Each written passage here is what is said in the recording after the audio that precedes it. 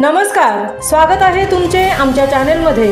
आवाज महामुंबईचा, शोध बातमीचा, कौल मनाचा। चला तर मग आमचे चॅनेल शेअर करा, लाईक करा आणि सबस्क्राइब करा। धन्यवाद। कुत्रा सडलेल्या पाण्याचा पुरवठा, चिंचोटीतील ग्रामस्थांच्या जीवाशी खेळ, चौघांविरोधात गुन्हा दाखल करण्याची मागणी। अलिबाग तालुक्यातील चिंचोटी गावात पिण्याच्या पाण्याच्या नावाखाली नागरिकांच्या आरोग्याशी थेट खेळ खेळला जात आहे। जलजीवन मिशन योजनेअंतर्गत ज्या विहिरीतून गावात पाणी पुरवले जाते त्या विहिरीत चक्क कुत्रा मेला असून त्याचं दूषित, कुजलेल्या आणि किडकिडीत पाण्याचा वापर ग्रामस्थांना करावा लागत आहे।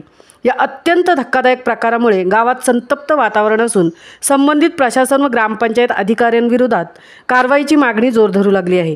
या प्रकारची गंभीरता लक्षात घेता ग्रामस्थ प्रमोद पाटील आणि निलेश मनोहर ठाकूर, मनोहर सीताराम ठाकूर, प्रशासक आणि ग्रामसेवक या चौघांविरोधात मानवी जीविताला धोका पोहोचवण्या या गंभीर स्वरूपाच्या कलमाअंतर्गत गुन्हा दाखल करण्याची मागणी रायगड जिल्हा परिषदेप्रमाणेच पोलीस प्रशासनाकडे केली आहे।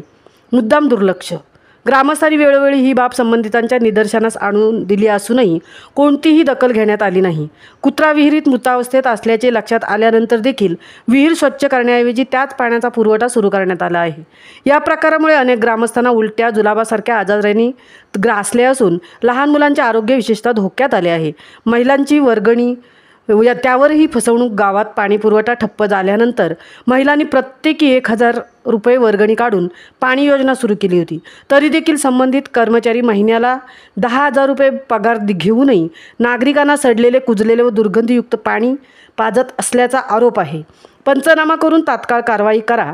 या गंभीर प्रकरणाचा त्वरित पंचनामा करून दोषींवर कठोर कारवाई करण्यात यावी, अन्यथा ग्रामस्थ उग्र आंदोलन छेडतील, असा इशाराही देण्यात आला आहे।